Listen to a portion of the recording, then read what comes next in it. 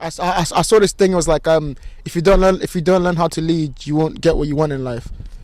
Does everyone have to be a leader? If Maybe everyone... not a leader, but like then you won't get what you want in life. You're getting what that Yeah. person in front of you that's leading. You know, it's like there's also another thing. It's like Dave Chappelle. He has this special when he talks about, it's like there's one dream that wins. You know, like in any given situation, there's a dreamer, and we're all following one person's dream. So at your workplace, you're all following that CEO's dream. At my workplace, same thing. They had a dream. They put people on. They hiring people, bringing a vision to the company, and then leading everyone in that vision. Wow. You know, we're all following that person's dream. And you gotta understand when you want to follow your own dream, and then when you also think like That's when you make the decision. That's when you make the decision. That's when you make the decision then. When you want to follow your own dream instead of Yeah. following someone else's Yeah. dream. Yeah. I can't. There's nothing I could put that would make it better than what you've just said. Yeah. But how do you know when the difference? Like, what is your dream, folks? If I was to ask you, what is your dream? What would you say? Can't put me on the spot like that. Nah, it's not on the spot. You can think about it. You have an expensive vision dream. here. What is your dream? Let's get comfortable and just ruminate. It doesn't have to be a proper answer. But what would the dream be? What does it look like? The fuzzy outline of it. Getting out of this country, first of all. No, you're gonna edit this bit out, right? Like, no, you're gonna edit it in a way when I come up with the answer, right? 'Cause, sorry, This part is good. My mind's completely blank right now. Yes, I can edit. I have if you so want. many different things, right? Fuck you. I'm not gonna edit it. I'm not gonna edit. This part is golden. Okay, look. Okay, I'll go for me, and then maybe you be inspired by something I say, and then come up with an answer. So, because someone asked me this the other day, because I was thinking, so I was telling them about this thing I learned about the three things you want to be is comfortable in yourself, know where you're going, and having fun while you're going there, right? And like I was like, I think I'm all three, but then the person was like, okay, so where are you going? Where do you want to go? And I sat there and I was like, I don't know. I feel like I know where the road is heading. Like the podcast is helping, writing is helping, poetry is helping, making more friends, you know, going to different countries. These are little aspects of the dream, right? But it's not the whole dream. It doesn't encompass it. And I also feel, I think what you're getting stuck is that you feel like if you say I want this one thing, that means you have to have that. Yes. But that's it not. It could be so many different. It could be so many different things, and also it could be like something that changes over the next year or the next couple of years. Yeah. So like finding that balance is difficult. But the reason I ask you, because I feel like you're still right now, the version of you now, this will be immortalizing. Yeah, right. That person has to have a dream, because then, even if you move forward towards it and you don't get it, you actually know you've moved from 0 to 1, move from here to that other thing. That's why I'm asking you, what is the dream that you're seeing now? Maybe it could be something small, making more friends, going to this thing. But there has to be a vision, something that's guiding you a little bit. Do you know what it is? Yeah, I think, now thinking about what you said, I think it's literally being the best that I can be.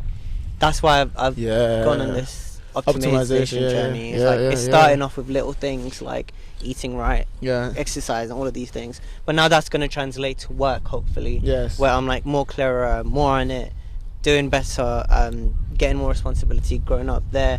Then if I don't see this path being correct, I hopefully have more experience and knowledge in my head to maybe go for a different venture, maybe something that's more entrepreneurial, one that I have maybe more time, when I have more time in my hands. You know? But people say that, to be fair, entrepreneurs don't have that much more time in their hands. And also entrepreneurs, they just fail a lot. Like they fail a lot.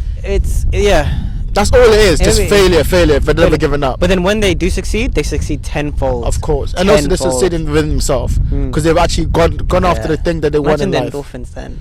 Like we talk about running, we talk about all of these things. The endorphins when you succeed on your own, chasing your own dreams. Even fuck the endorphin, just the decision when you make it. I feel like you have so much relief.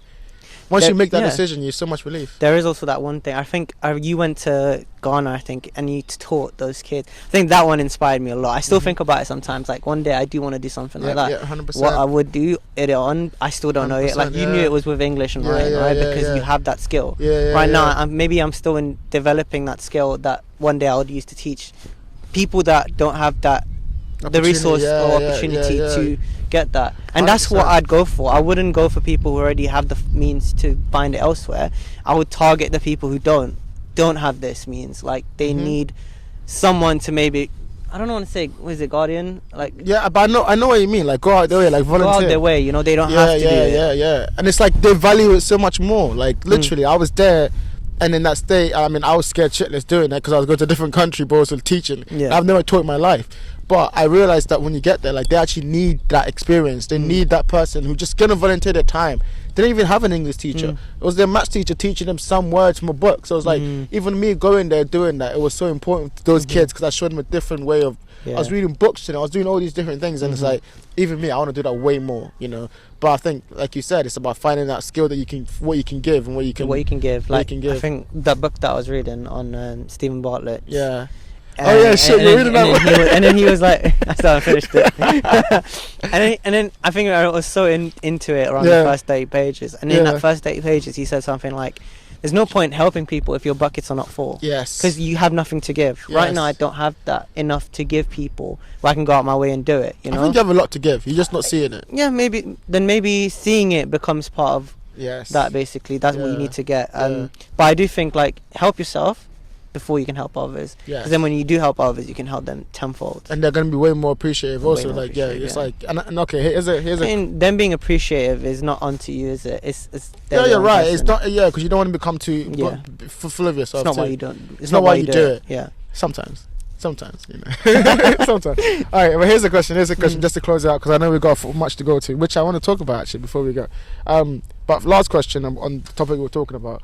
What do you think is the next big decision that you'll make in your life?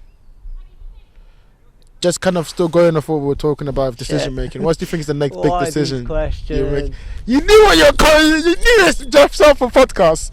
You knew they were coming. What is the next biggest decision?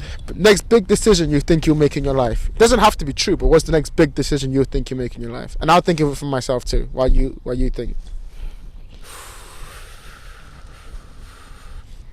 Maybe the partner I choose. Yeah.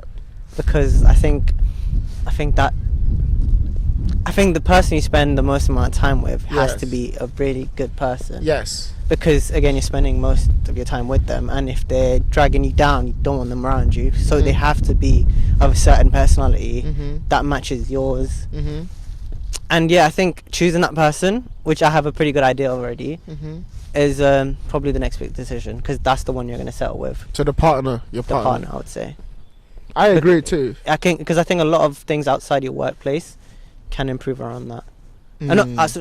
A lot of things outside of just choosing your partner can improve. So you think, like, once you pick the right partner, other aspects in your life also start to improve? It's clarity, right? If you feel more like, people when they choose their partner tend to sometimes feel more settled in life. When you're settled in life, you feel more comfortable. It's one of those things that you don't have to worry about. So I think for everyone, finding a partner, it doesn't just have to be a relationship, by the way. It can be a friendship, a partner in life, like literally friends that are going into business ventures or anything. Just finding out maybe one person or two people. If you have them, it's just one less thing to worry about, and it's a stability in your life that you can build other things around. I 100% agree. I think for me, I was going to say that too, but I think I might say something else. But just quickly on the partner thing, I feel like, I'm at a weird crossroads, because I feel like the more I do in life, so the more I do this podcast, the more I do the writing, the more I do my work, I have less time and less of time. So I want to actually keep doing the things I'm doing, because I know they bring me meaning, I'm happy about it. But right now I've got no time for a girl. I've got no time to spend with other people, giving them the attention that they need. So I'm in a weird place where I tell myself, actually, I'm not ready for a girlfriend, because I've got all these things I want to do. But then also I know that in order for me to continue doing those things, you're gonna, at some point, you're gonna need to bring someone in and make a partner of that. Yeah, because you don't. I don't know if there's a time limit on these things. Obviously, sometimes you know when the time is right? Yeah. But whether it's sooner rather than later, it's one thing to think about less. Yes. You know, once it's done, once you've chosen the right partner, it's a whole. Because if you're spending the rest of your life with this person, right, it has to be a very big decision. So it's one part of your life you're completely closing. I have to, like, being honest, like, once you get married, it really should be the part where you're closing. Obviously, if things don't work out later down the line, you're well entitled to change. I'm not saying you're stuck with them. That's not. I'm saying when you go into the idea of doing this, it should close off an entire page of your future relationships, blah blah blah. But I think you will know. You will know when. Everyone keeps saying that. You will know, bro. There's no point. Like, people, you can download like all these dating apps and everything, right? And they do work, because that's one way of finding someone, right? But like once you meet that person, only you will know. You can go through 100. Maybe it's another thing of choices. It's like when we go on Netflix. I'm not comparing your partner to Netflix. Same shows, thing, yeah? man. Just but like when you through have the so things. many choices, you struggle to pick one, right? Yes. So say you're on a dating app and you're amongst 5 different girls. You're talking to all of them. Yeah. You gotta pick one. All of them are gonna have red flags. Yeah. 100%. You don't find the perfect human on anything. Yeah. Whether you meet them organically or you meet them on a dating app, it doesn't Yeah. matter. It doesn't happen, right? Yeah. So just like that, maybe I'm not saying the answer is to not go on them, but like maybe I forgot my train of thought. I get what you mean. Like maybe you gotta Yeah. just if you meet them, you If know. you meet them, basically, you know. It's like if you meet them, you know. You give them a chance. Yeah. There are certain things for certain people that they're like, this can't happen in my Mhm. part. My person I'm with can't behave like this. What's That's that okay. for you? What's that for you? I'm not fucking answering that. She'll watch this shit. No, it's not. She probably doesn't have it. I'm saying, what's one thing for you? You trying to get me? Trying to fuck on my position?